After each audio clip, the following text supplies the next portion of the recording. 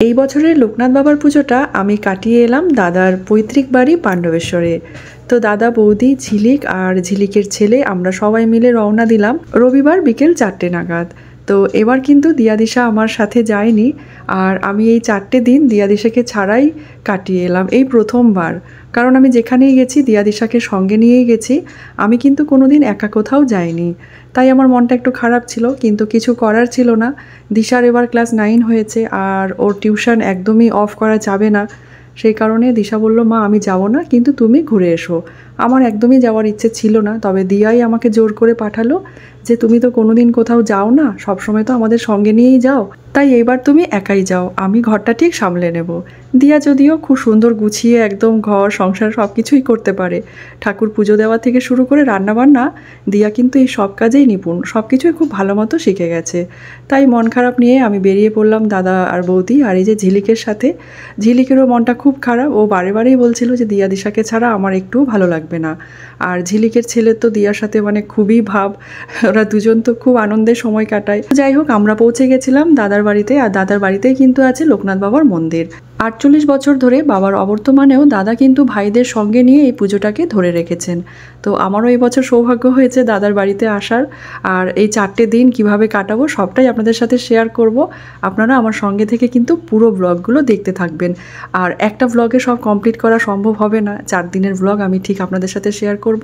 সন্ধ্যের টাইমটা আমরা এই যে সবাই মিলে বসে একসাথে গল্প করছিলাম, আর এই যে পুচকেটা ঝিলিকের ছেলেটা মানে যেখানেই থাকে সেখানে একদম সবাইকে মাতিয়ে রেখে দেয়। পুরাতনকে বিদায় দিয়ে নতুনকে আহ্বান করা যায় না। আমার পিতা পরম কুমার বন্দ্যোপাধ্যায় মহারাজজিকে আমাদের সঙ্গে পরিচয় করে দিয়ে গিয়েছিলেন।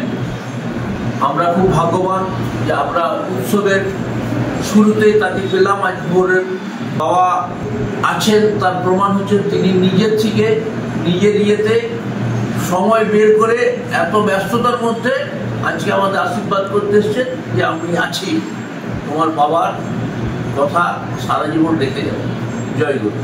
অনেক বছর ধরে বর্ধমান জেলার এই পশ্চিম বর্ধমানের পাণ্ডবেশ্বরে প্রণব বন্দ্যোপাধ্যায়, তিনি নিষ্ঠাবান ব্রাহ্মণ ছিলেন, পণ্ডিত ছিলেন, লোকনাথের মন্দির প্রতিষ্ঠা করেছেন। প্রতি বছর 19শে জ্যৈষ্ঠ আমরা জানি ব্রহ্মচারী যে প্রধান সেটা খুব এখানে লোকসেবার মাধ্যমে অনুষ্ঠিত হয়।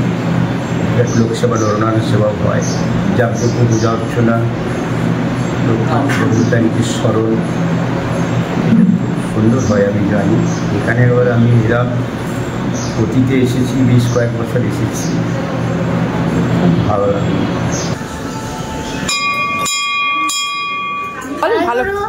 কালকে লোকনাথ বাবার পুজো পাণ্ডবেশ্বরে, আমার মামা বাড়ি সবাই কিন্তু আসবে। আমরা তো রবিবার বিকেলেই চলে গেছিলাম দাদার বাড়িতে। তো সোমবার সকাল থেকে শুরু হয়ে গেছিলো একদম পুজোর কাজকর্ম। আর দাদার ভাই আর ভাইয়ের বউ যেহেতু ওখানে থাকে, তো ওরা আগে থেকেই কিন্তু সব কিছু কাজকর্ম করেই রেখেছিল গুছিয়ে। তো দাদা যাওয়ার পরে এই প্যান্ডেলের কাজ, এই সমস্ত কিছু দাদা দেখাশোনা করছিল।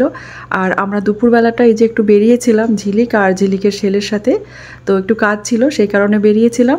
তো কাজকর্ম সেরে সন্ধেবেলার প্রার্থনার পরে এই যে বসে পড়েছে ঝিলিক ময়দা মাখতে। লুচি হবে আর তার সাথে হবে চানা মশলা। তো চানা মশলাটা আমি বানাবো, তো সেই কারণে চানাগুলো একদম সেদ্ধ বসিয়ে দিয়েছিলাম। আর দাদার ভাইয়ের বউ রবি ও বসে গেছিলো ময়দা মাখতে, আর এটা হলো দাদার ভাই। আর সোমবার সকালটা আমরা নিজেরাই রান্নাবান্না করেছিলাম সকালে আর রাত্রিবেলাতেও। তার পরের দিনটা ঝিলিকের দেওর, যেহেতু ঝিলিকের দেওরের ক্যাটারিংয়ের বিজনেস আছে সেই কারণে পরের দিনের সমস্ত সকাল বিকেলে রান্নাবান্না ঝিলিকের দেওরই করেছিল।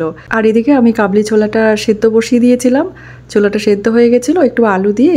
আর সমস্ত রান্নাবান্না নিরামিষই হবে আর কি। রান্নাবান্না সব কমপ্লিট করে আমরা সবাই একসাথে বসে পড়েছিলাম কীর্তন শুনতে। তখনও যদিও কীর্তনের দল এসে পৌঁছায়নি। আগামীকাল লোকনাথ বাবার তিরোধান দিবস, আমাদের এবছর 48তম উৎসবে পৌঁছতে পেরেছি আমরা। মা বাবা তো নেই, মা বাবা আমাদের স্মৃতি মন্দিরে রেখে দিয়ে গেছে, আমাদের চলার পথ দেখিয়ে দিয়ে গেছে। মা যেহেতু নাই, তারাদি রয়েছে, আমরা দিদি বলি, কখনো পিসি বলি, কখনো বড়ি বলি। ইনি দাদার বাড়ির পাশেই থাকেন আপনি? হ্যাঁ, ও বাবা মা খুব ভালো মানুষ। ছোট থেকেই সব আমাদের এখানে খুব আমাদের নিজের মতো সব আচ্ছা হয়ে আছে। আমরা কালকে থেকে এসেছি, তাই তো? বাবা লোকনাথের পুজো করতে আমার শ্বশুর মশাই কাকিমা ছিলেন। আমাদের মানে আমাদের ফ্যামিলি খুব বড় ছিল। যে কাকিমাকে দেখলেন একটু আগে, আমার আগে যে বললেও, এই কাকিমা, এই কাকিমায় আমাদের, আমি তখন খুব ছোট বউ, এখানে যখন আসি খুব বয়স কম আমার, এই কাকিমার হাত ধরে আমার শ্বশুর বাড়ি করা। তারপর চলে গেলাম আমরা দুর্গাপুরে বাড়ি কিনলাম। ঠাকুর অনুকূল চন্দ্রের দয়ায় আমরা সব ভালো আছি, এখনো ভালো আছি। বাবার এত বড় কাজ, আমরা দুজনে স্বামী স্ত্রী, নাতি মেয়ে, সবাইকে, সব পরিবারকে, ভাইয়ের বউরাও আছে, তাদের নিয়ে আমরা ঠাকুরের কাজ চাই। কাল বিকেলে এসছি আমরা সবাই। তারপর থেকে শুরু হচ্ছে এখানে সব ঠাকুরের সরঞ্জাম, প্যান্ডেল হলো, আজকে লাইট ফাইট সব লাগানো হলো। কাল থেকে ঠাকুরের উৎসব, সকাল থেকে একদম রাত্রি অবধি কীর্তন, খাওয়া দাওয়া, বালক ভোজন, সবকিছু। আপনারা সাথে থাকুন, দেখতে থাকুন। আরো কালকে অনেক কিছু, আরো আমরা আনন্দ পাবো। ঠিক আছে, জয় গুরু। পাঠানো এইটা মন্দির। এই যে গোলুকে খুব ভয় পাচ্ছে, ও একদম আসছে না গরুর কাছে। এইখানে সব রেডি হচ্ছে। এই যে আমাদের কীর্তন, লোকনাথ বাবার উৎসব কালকে হবে। এই যে এবার আমাদের হচ্ছে রান্না, চানা মশলা, ছোলা বয়েল করে নিয়েছি। দেখি বৃষ্টিকে একটু দেখাই। এই যে বৃষ্টি, আজকে দেখুন বৃষ্টিকে খুব মিষ্টি লাগছে। আরো বৃষ্টি এনেছে আমাদের জন্য। আর এই যে ছোলা একদম সেদ্ধ হয়ে গেছে, মশলাও কষানো হয়ে গেছে। এখনো কীর্তন শুরু হয়নি, আমরা এবার যাব কীর্তন দেখতে। আর এই ছোলা হবে, সরে যা। এই যে মশলাটা দিয়ে দিয়েছি, কষানো হয়ে গেছে, চানা মশলা রেডি হয়ে গেছে, একটু ফুটবে আর গরম মশলা দিয়ে নামিয়ে ফেলবো। আর খাওয়ার আগে গরম গরম লুচি ভাজা হবে।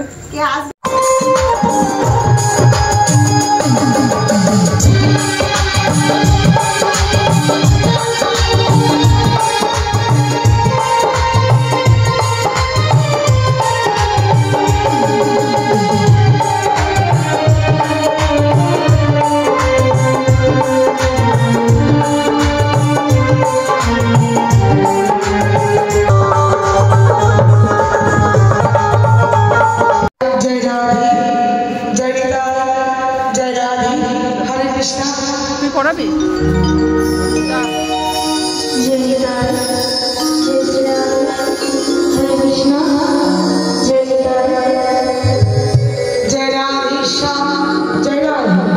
हरे कृष्ण। तो कल की श्री श्री बाबा महोत्सव उपलक्षे যে হরিনামের আয়োজন হয়েছে, সত্যিকারের মানবিক দর্পণা সর্বকর্ম নিষ্ফলম তত্র হরিনাম সংকীর্তনম বিনা কলো। এই কলিযুগে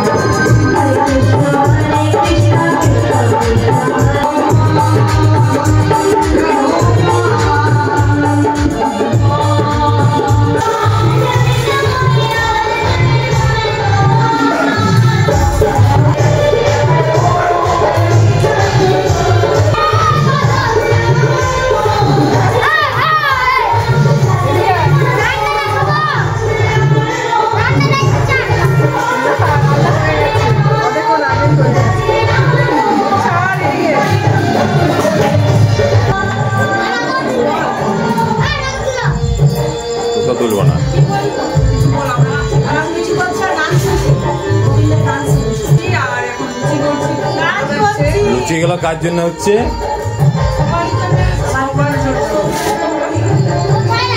তুই বল কিছু। ফেলুদা বলো কিছু।